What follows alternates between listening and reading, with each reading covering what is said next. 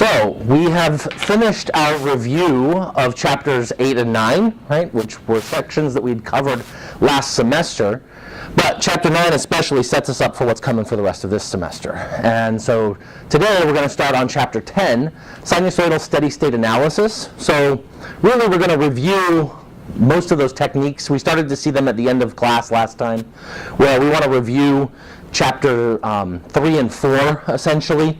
Nodal and mesh analysis, and using superposition and linearity, and all of these other techniques that we learned to solve DC circuits, and now apply them in AC, right?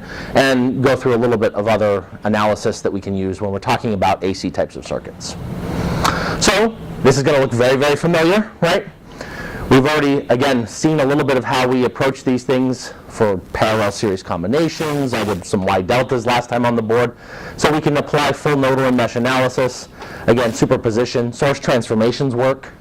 Of course, we want to be able to do Thevenin and Norton equivalent circuits. And then we'll even touch on some chapter 5 types of stuff using op amps. And there's some new, there's a little piece that's significantly new in the op amp section. So we'll probably do that next class. So again, in chapter 9 we introduced the model of moving into the impedance form of a circuit. And so that's our basic approach when we're analyzing any AC circuit. So again, any circuit that has something other than a constant on one of its power supplies, right? That's what we categorize as AC. So we want to transform that circuit to the phasor or frequency domain first. Then we'll solve the problem, do the full analysis using all of our circuit techniques like nodal and mesh analysis, and then we go back into the time domain, right? So when you're given a circuit and they begin in the time domain and you're going to make a transition to the phasor domain, by default your answer should then go back into the time domain. Okay, so keep that in mind. If they give it to you in the frequency domain, then giving your answer in the frequency domain is fine unless they've explicitly asked you to go back into the time domain, right? If they ask for little v of t, well then you have to go back to time domain. So let's start with nodal analysis. We're going to just jump right in, right? So if we're given a circuit, this is a somewhat complicated nodal analysis circuit in the sense, I mean, it's only a V1 and a V2, but we have a dependent supply. So we're seeing a few of the different, pieces that can come in. And of course, we have a sinusoidal source, which is new for us, right? And although, again, we've seen some example problems kind of like this. So how do we approach this? Again, the first thing we want to do is move from the time domain, which we know it's time domain because there's a t. If there's a t anywhere, right, that's the clue, big glaring clue. So let's move this into the phasor domain first. So we can redraw our circuit.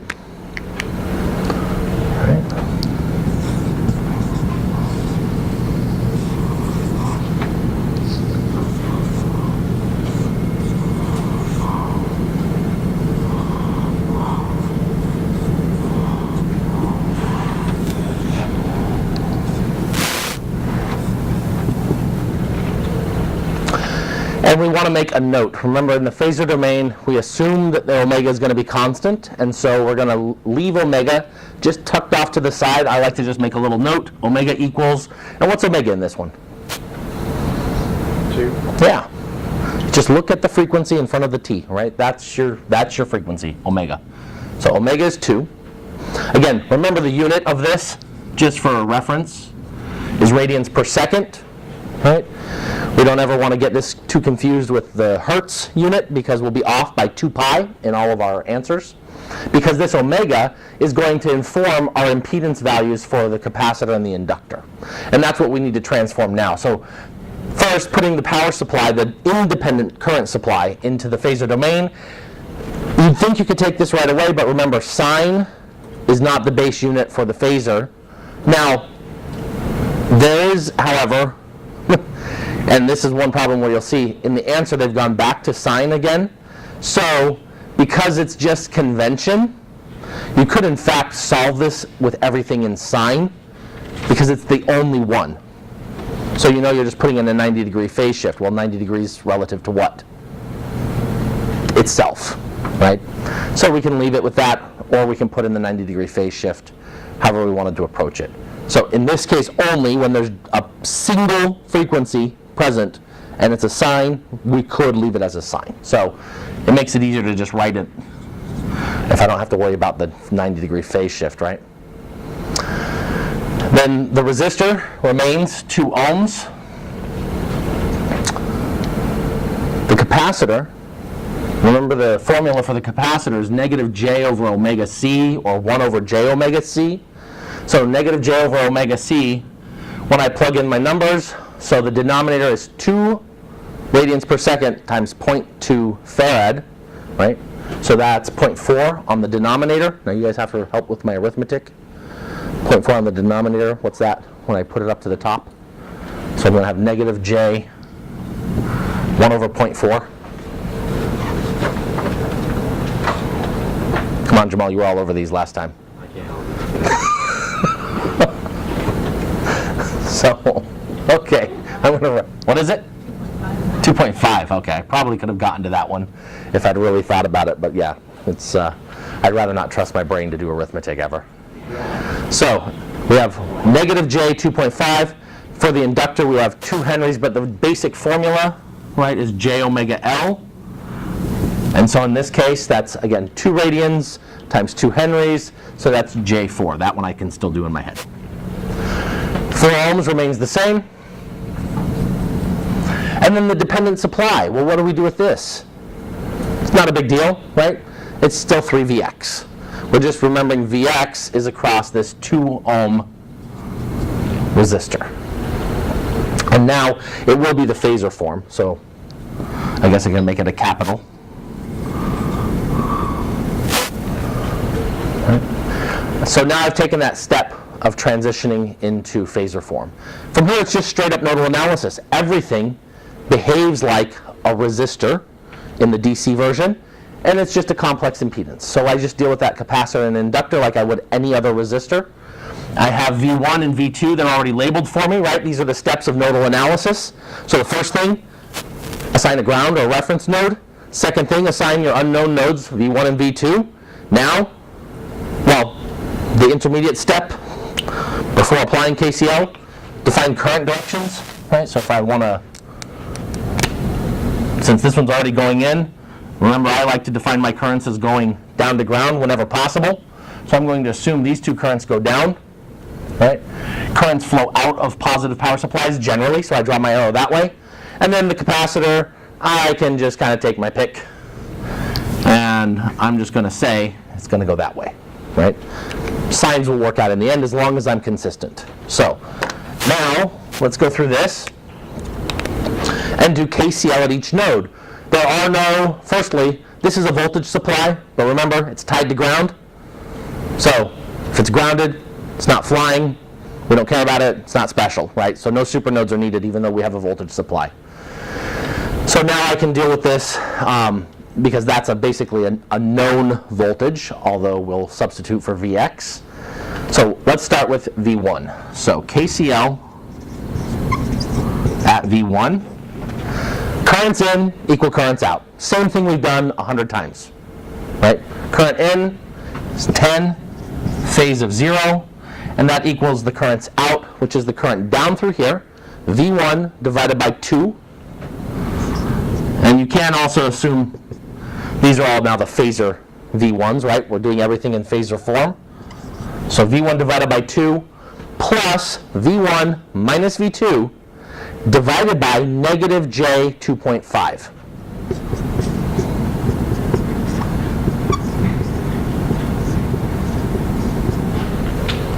And this will yield our first equation.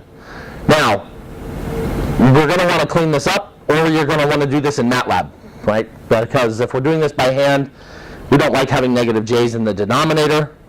Also, we're going to want to get a lowest common denominator, get our fractions cleared, and simplify this. We want to put it into a standard form. Now, for now, I'm going to just separate these, and we're going to say that I have 1/2 plus 1 over negative J 2.5 times my V1. Right? And then I have negative V2 over negative J, so this is negative 1 over J 2.5 times V2 equals 10 phase of 0. Right? This is my first equation. Again, I can type it into MATLAB just like this. So when I'm doing my matrix, it doesn't really matter if I've cleared all of these fractions. And again, now that I'm dealing with complex numbers, do I want to put myself to all of that headache of trying to, figure out what's the lowest common denominator here, or rationalizing all of these? Probably not. But just be really, really careful when you put these types of numbers into MATLAB. Use lots of parentheses, because you have to make sure you have the right pieces, right? So if I have a 1 over J2.5, and let's just have a little aside here. If I were to type that into MATLAB as I'm filling in my matrix, right? So at my MATLAB prompt, I'm going to say A equals, and I'll be entering these things in. And so inside of here, when I get to this term, I write down 1 over J2.5. It's going to throw up a whole bunch of errors when I type that in, right? First off, it's going to try to divide 1 by J, and then it's going to try to multiply that by 2.5, except that it's not going to know to multiply, because it only understands the J with the number when the number comes first. So you're much safer to not write it this way, but to write it like that, with the whole denominator in parentheses. You could even be more safe by doing that. Yeah, right? When I'm going to deal with complex numbers, because what happens to this first, this is the second element, but that first element, this guy right here, I mean, if I had to type that into MATLAB, right, I would definitely want to have parentheses. I would probably just type 0.5 plus 1 over J times 2.5, or that's a negative J times 2.5, right? I would probably write it in something like that. Several, and then 1, 2, 3, 4, 5, 6, right? Make sure you've paired off all of your, right, parentheses, opening, center, and another one, right? So, again, I know it looks a little uglier, but keep yourself safe when you're doing MATLAB. Use lots of parentheses. They are your friend, right? In fact, I was having a little chat with Dr. Leckinger about the MATLAB class last week, and she mentioned that this comes up a lot, that from even entering on calculators and things, a lot of times if you have a complicated denominator, it's far too easy to forget that you have to divide each of those elements out. And so it's too easy to just start hitting, oh, it looks like it's a multiplication, so I already divided once, now let me multiply. Well, MATLAB will do the same type of thing.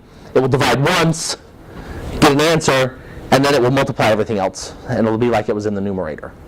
And you don't want that to happen, right? So, anyways, at this stage I'm going to call that good, and I'm going to move on, and I'm going to do KCL at my second node. All right. So we're going to do KCL at V2.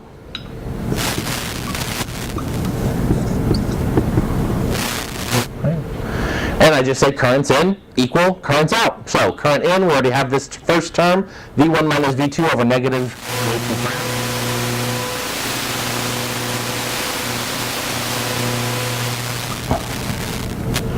The other current in flows from the 3Vx into V2.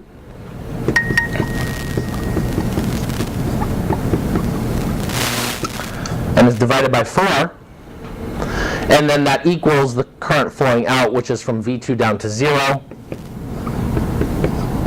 through the J4. Now, Vx is not one of our unknowns, right? We've done this several times before with nodal analysis. You don't want to leave that unknown. It's not a node voltage by itself, so we have to figure out what is Vx. So I look over here, Vx, oh, that's the voltage drop across the 2 ohm resistor. That's V1 minus 0. So it's just V1, right? So I can immediately come in here and make Vx be V1, right? So that is our little substitution right there. Now again, I can clean this up, get it all into a nice form for my matrix with all my V1 terms together, all my V2 terms together. Again, I'm not going to try to simplify these complex fractions right now. So we're just going to have V1. I'll pull the coefficient out front. So we have a 1 over negative J2.5. I have a 3/4. Those are the only two terms. Let me put the 3/4 first so it looks like a complex number that we're used to. 3/4 plus 1 over negative J2.5, all times V1. And then my V2 terms, I have, let's see, the real term is going to be negative 1/4. So I'm going to have plus, because now I'm just going to put my whole complex number in parentheses. Negative 1/4 from here. Negative over negative, so that's 1 over J2.5. And then I have to subtract this term to this side, and that gives me a negative 1 over J4, all times V2, and that equals 0. And that's going to be my second equation. Right. So now I have two equations and two unknowns. MATLAB can solve these complex equations no problem. Here, again, one of the nice things of having used the sign in this case as a special exception to the normal phasor rule is that 0 phase is easy to enter. I just type that in as 10. Right. Otherwise, I would need to go through and either enter it, if it was the 90 degrees phase shift in there, I'd have to enter it in as a complex number. So I'd have to either put it in with the EXP form, or I'd have to put it in with, turn it into Cartesian equivalent of the real plus imaginary part, right?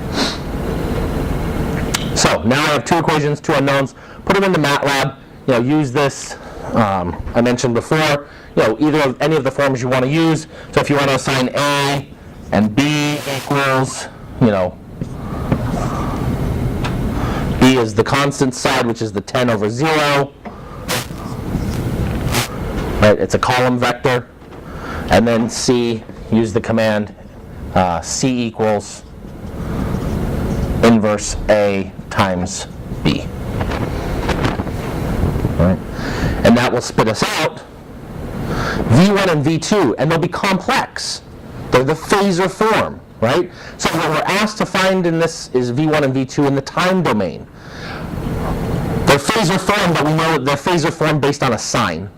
So now when I go back into the time domain, so obviously what it's going to spit out, looking at my little answers here, it's going to spit us out a vector, right? It's going to look like magnitude 11, so it's going to be 11.32 with a phase angle of 60 degrees. And then the other one will come out as a 33.02 phase angle of 57. Right? However, it's going to give you these, both of them, it's going to give them to you in rectangular form. That's the default form for MATLAB, right? So it's going to spit this out with a real part plus J and the imaginary part. And so you would have to convert those using your ABS command, all those other things we've talked about. Or the cart to pole form, or whichever you prefer. But when you do, once you've got this polar form, you can just write that down. Remember that we already defined omega to be 2 radians per second, so you just plug that back in, and you're pretty much set to go. All right? Questions on applying nodal analysis? It's pretty straightforward, really. It's just like what we've done before. None of these things should be big surprises. So Chapter 10 shouldn't cause you any more trouble than you've seen in Chapter 3 or 4, except now you have a lot more practice. Right? So, all right, I'm going to try to